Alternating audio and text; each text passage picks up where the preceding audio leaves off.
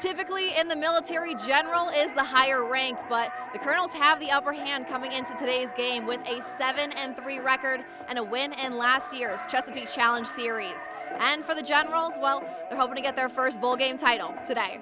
There is vengeance in the eyes of the generals tonight. This time last year, the University of Lynchburg upset men's soccer at home in Lexington in that ODAC championship game. Last week, Roy McIlroy completed his career Grand Slam at the Masters, winning in a sudden death playoff. Now, your major title was also won in a playoff. What memories did watching that evoke?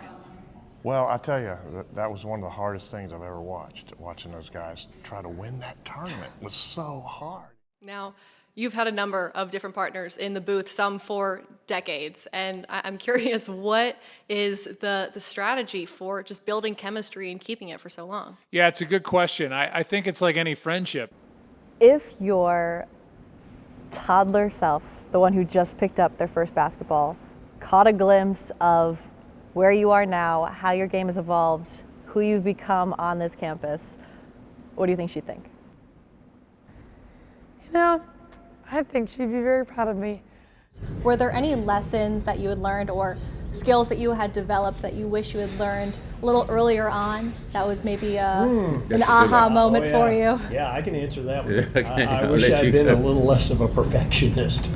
Love isn't the only thing in the air this Valentine's Day at Wilson Field as the Generals men's lacrosse team suits up for their season opener against York College. Now, the USILA's preseason poll has WNL ranked number 4 in the nation right now.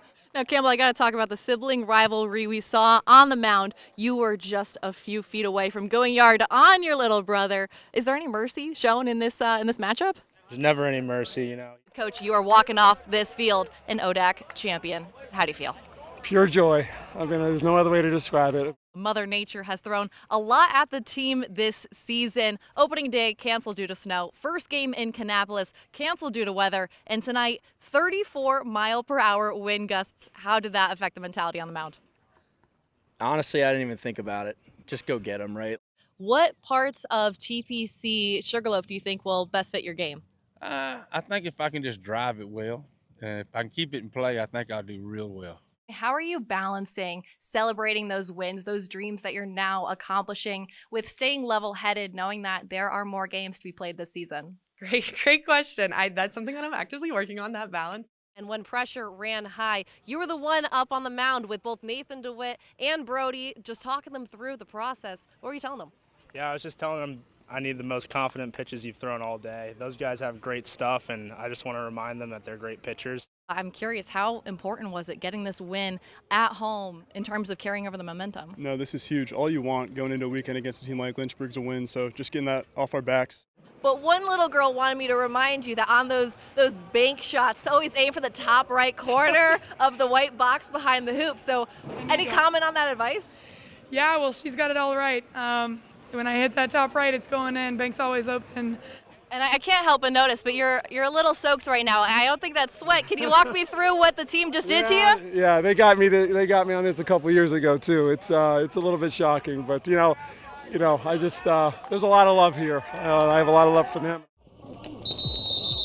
The Washington and Lee football team has a new arm leading their offense. That's it.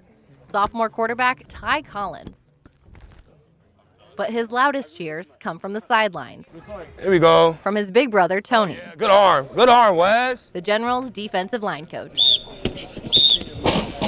I look at a lot of these guys like little brothers, little mentees, but to actually have one that's, just like actual blood, it's awesome.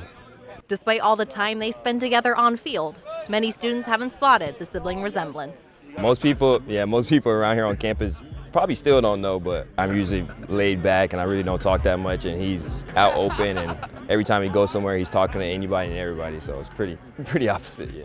For Ty, knowing his brother would be on the sidelines solidified his choice to come to Lexington. Yeah, it's really exciting having him come out here every day and be able to have, especially a familiar face like that. My brother brings the energy for me because sometimes I don't always have it, so having him there always gives me that extra notch.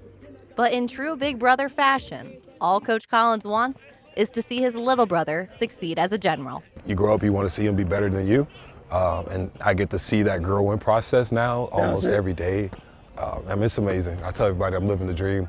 I taught them all I could teach them back then. Now let the professionals handle it. Reporting from Lexington, McKenzie Kane, Rockbridge Report.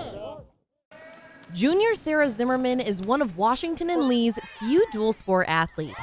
When I get here in August, I'm on the soccer team, and I'm on the soccer team until our season's over, and then I'm on the basketball team until basketball's over. She had to sit out the first 6 basketball games of the season due to soccer's postseason run. But Sarah still rejoined her teammates with a smile. I mean, I hope to miss a lot of basketball games because I want to have a really great soccer season. So in the moment, I'm normally just happy to be playing soccer still, but it definitely is a little bit of a transition, feeling a little behind. But this year, Sarah didn't go through the transition alone. Her freshman sister Megan joined her. It was definitely hard at first, especially I feel like coming into basketball not really knowing anybody. I think that was honestly probably the hardest, but I obviously had Sarah there for me, and she just led the way and was a great role model and just prepared me very well for the transition. Both Zimmerman sisters made first-team All-State in soccer. Megan was the Virginia Rookie of the Year.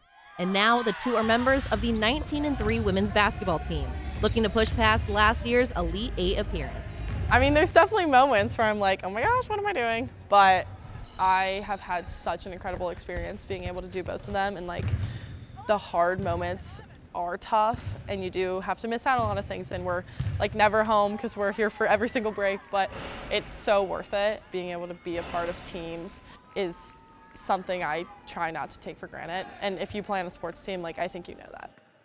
Reporting in Lexington, McKenzie Kane, Rockbridge Report.